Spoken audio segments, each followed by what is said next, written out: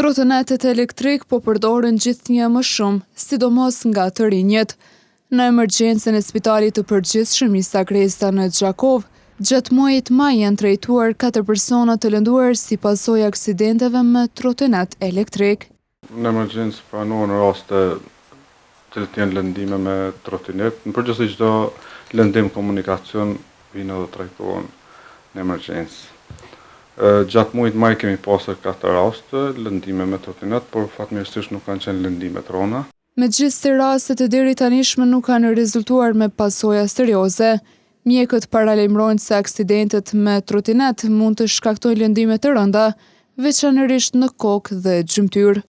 Lëndimet më të rënda që mund me arë me trotinet janë lëndimet e ekstremitetit dhe të kokës, për shkak që shumica e personave që vozisin trotinet nuk përdorin pajisje mbrojtëse. Unë i bëj apel gjithëve që të kenë pajisje mbrojtëse dhe ta kenë shpejtësinë e limituar. Për shkak se lëndimet me trotinet janë lëndime serioze të kokës që s'kan pajisje mbrojtëse. Mjekët u bëjnë thirrje qytetarëve që të tregojnë kujdes të shtuar gjatë përdorimit të trotineteve elektrik, të vendosin helmet dhe pajisje të tjera mbrojtëse, si dhe të respektojnë rregullat e komunikacionit për të shmangur aksidentet dhe pasojat e tyre.